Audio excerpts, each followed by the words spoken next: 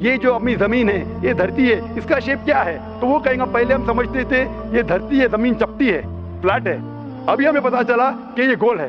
तो मैं पूछूं कब पता चला? वो कहेंगे 1577 में तब फ्रांसिस ड्रेक जब जमीन के गोल सेल किए जहाज में, उसे पता चला कि दुनिया गोल है। मैं कहूंगा आपको पता चला अभी 300 साल पहले, कुरान मजीद में 1400 साल पहले लिखा हुआ है। तो पृथ्वी यदि गोल है तो फिर आप जो नमाज का जो सजदा करेंगे जरा सोचें। जैसे ये चाइना है, आप खाने काबा को कहीं भी रख लें, यहाँ रख दे या यहाँ रख दे या यहाँ रख दे, यहाँ रख दे, कहीं पर तो आप रखेंगे। लेकिन जब सजदा करते हैं उसका जो डायरेक्शन जो होगा सजदा का, क्या वो सजदा का जो डायरेक्शन वो सही जा रहा है? ये सोचने वाली बात है। लेकिन सोचना नहीं है, क्योंकि आस्था का विषय है और यकीदा का विषय है। मैं बार बार कह रहा हूं कि धर्म और साइंस में समानताएं लाना बेवकूफ़ी है, क्योंकि धर्म आस्था का विषय होता है और यकीदा का विषय होता है। इसलिए दोस्तों, धार्मिक पुस्तकों में साइंस ढूंढना बिल्कुल गलत है।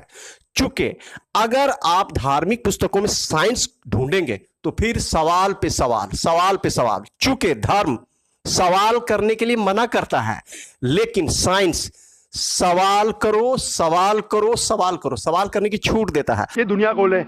मैं कहूंगा आपको पता चला अभी 300 साल पहले, कुरान मजीद में 1400 साल पहले लिखा हुआ है। सूरह नाज़ियात में सूरा नंबर 79 वर्स नंबर 30 में, आयत नंबर 30 में लिखा हुआ है, we have made the earth as an expanse वल अर्द बाद ज़ालिका दहाहा। हमने इस दुनिया को बैदवी शक्ल का बनाया है, बैदे की तरह बनाया है। आज की साइंस कहती है दुनिया पूरी गोल नहीं है, ऊपर और नीचे से चपटी है बैदवी शक्ल में। और ये जो दहा है ये ऑस्ट्रिच का बैदा है, शतरमुर्ग का बैदा है। हम देखेंगे ऑस्ट्रिच का बैदा बिल्कुल जियोस्फेरिकल शेप है, दुनिया की शक्ल का है। तो कुरान मजीद में 1400 साल पहले लिखा है कि दुनिया बैदवी शक्ल की है। कि भाई कुरान में एक जगह दहा है जिसका मतलब होता है शुतुरमुर्ग के अंडे, माने अंडे जैसी धरती है। माने यहाँ भी धरती गोल होने का प्रमाण मिल रहा है डॉक्टर जाकिर नाइक के द्वारा।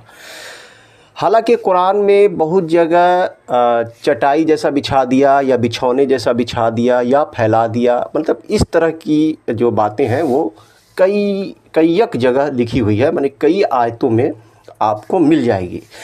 लेकिन जो गोल वर्ड है वो दहाहा वर्ड जो है मात्र एक ही है जो डॉक्टर जाकिर नाइक ला रहे हैं। हालांकि डॉक्टर जाकिर नाइक ये भी बोल रहे हैं कि दहाहा का एक और मतलब होता है, वो है फैला हुआ या फैलाना।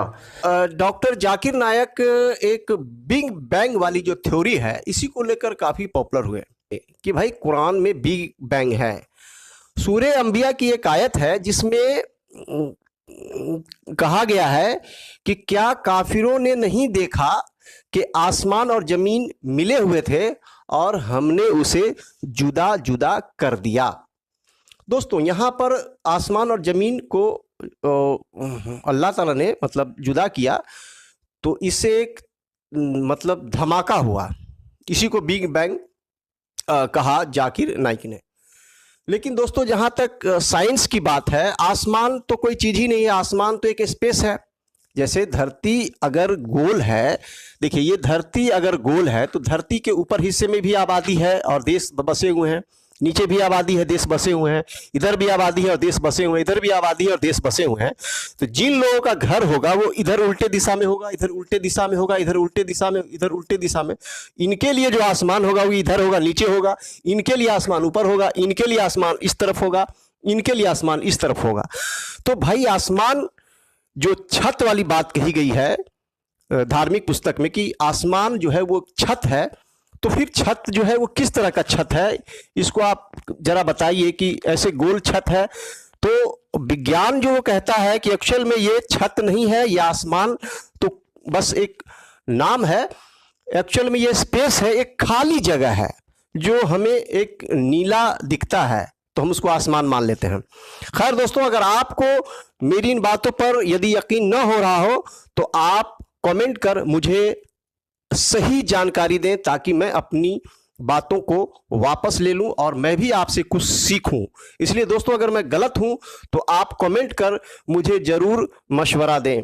कुरान में इसका जिक्र है सूरह अंबिया में सूरा नंबर 21 आयत नंबर 32 में कि अल्लाह सुब्हानहू व तआला ने आसमान को एक महफूज छत बनाया और प्रोटेक्टेड सीलिंग। हजारों साल पहले जब लोग रात को तारों भरा आसमान देखते थे तो उन्हें आसमान छत जैसा लगता था। कुरान में आसमान को कई जगह छत लिखा गया है। वो खुद ही कह रहा है कि पहले लोगों को लगता था। तो अगर पहले लोगों को बंदा बताए कि हाँ स्टार्स है जो हाइड्रोजन एंड हीलियम के बने हैं या ब्लैक होल बन सकता है, यार जो देहाती बंदा है, एक जो बेडुइन है, वो इस तरह की डिटेल्ड साइंस की पॉइंट देख के उसको समझ नहीं आएगी। चलिए दोस्तों, डॉक्टर जाकिर नाइक ने तो साबित कर दिया कि कुरान में जो दहाहा वर्ड है, इससे शुतुरमुर्ग अंडे की शक्ल में पृथ्वी का होना है, मतलब पृथ्वी गोल है कुरान के अनुसार। लेकिन दोस्तों, और दूसरी तरफ मुसलमानों का मानना है कि खाने काबा जो है वो दुनिया के सेंटर में है, और अभी जाकिर नाइक साहब ने साबित किया कि पृथ्वी गोल है। तो भाई गोल चीज का सेंटर, अब ये हमारे डॉक्टर जाकिर नाइक समझाएं कि गोल चीज का सेंटर फिर कैसे होगा।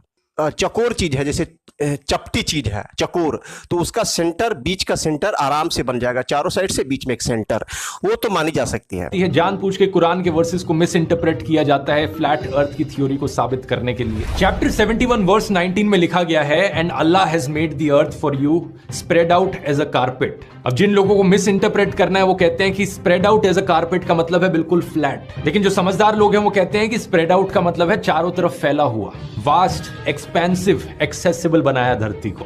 यही कारण है कि 9th और 10th सेंचुरी एडी के बाद से ही ज्यादातर मुस्लिम और क्रिश्चियन स्कॉलर्स एक स्फेरिकल अर्थ में ही मानते आए हैं। इसमें ये बताया है कि वल अर्ज़ बअदा ज़ालिका दहाहा, क्या अर्थ है इसका? और उसके बाद धरती को बिछाया, धरती को बिछाया, और ये कह रहा है कि शुतुरमुर्ग जैसा है। तो फिर धर्म गुरुओं ने धार्मिक पुस्तकों में साइंस खोजकर या साइंस ढूंढकर, या धर्म गुरुओं ने धार्मिक पुस्तकों में साइंस साबित कर है जो वैज्ञानिकों को केवल कुछ 100 साल पहले ही पता चला था, और वो ये है कि पृथ्वी बिना किसी टेक के अंतरिक्ष में लटकी हुई है। और यहाँ पर इस आयत को केवल यथा शब्द शैली अर्थात लिटरल तौर पर ही लिया जा सकता है, क्योंकि और किसी भाषा शैली का यहाँ कोई अर्थ नहीं निकलता। हमेशा से इस संसार के बुद्धिजीवी बाइबल की आलोचना करते आए हैं, क्योंकि वे अपने ज्ञान के अहंकार में परमेश्वर की सीधी सच्ची बातों को नहीं स्वीकार रहे। बहस की शुरुआत हो जाती है जिसका अंत ही नहीं है भाई मेरे। साइंस में किसी भी थ्योरी का अंत नहीं है, कभी भी वो चेंज हो सकता है, लेकिन धार्मिक पुस्तक की कोई बातें चेंज नहीं हो सकती है।